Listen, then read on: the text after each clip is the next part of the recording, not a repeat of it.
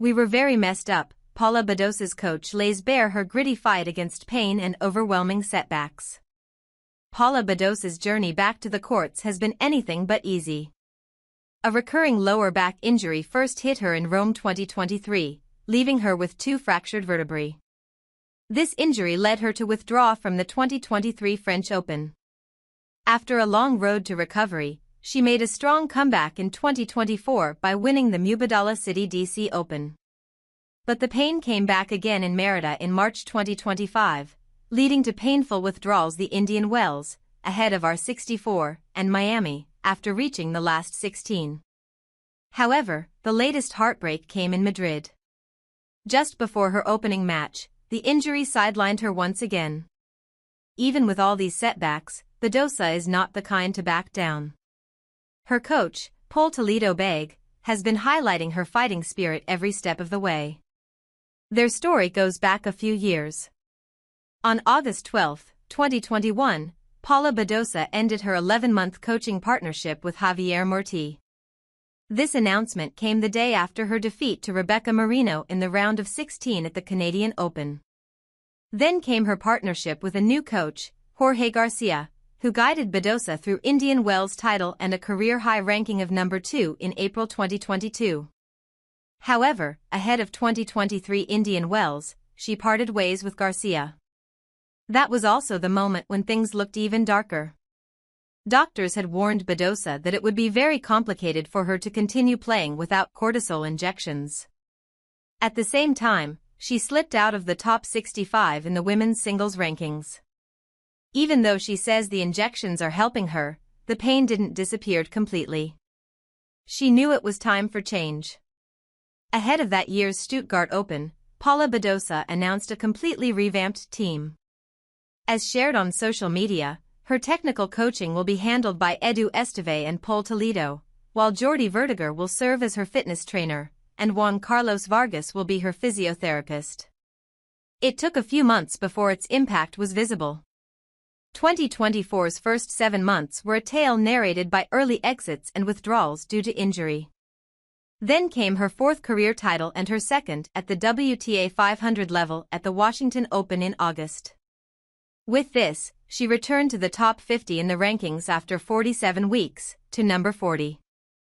After beginning the season ranked number 66 and falling as low as number 140 in May, Paula Badosa staged a remarkable comeback to finish the year at number 12. This impressive resurgence earned her the WTA Comeback Player of the Year award. As they say, giving up was never in the script for the Spaniard. Even with all the injury troubles, 2025 brought some big moments for Badosa. She made it to the semifinals of the Australian Open, which was an improvement over her quarter-final runs at the 2021 French Open and the 2024 US Open. It's clear the 27-year-old is still chasing greatness, even if her body doesn't always cooperate. Paul Toledo Beg's seen her struggles closely, and his admiration for her has only grown.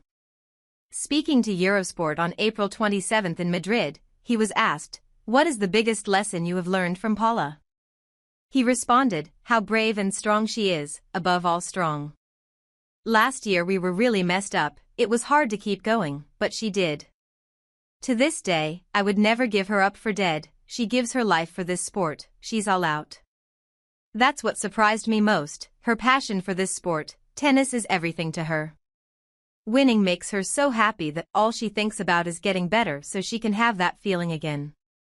Fans haven't missed the coach's impact either.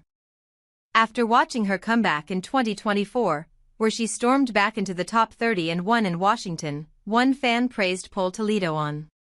They wrote, "I think it is time to mention, and recognize, the role of Paul Toledo. Paula Badosa has had good results lately due to many factors and one of them is him. Not only the preparation of the pre-match strategy but also the adjustments after a rain break." Badosa herself didn't hold back her emotions when replying. She wrote, "I couldn't agree more.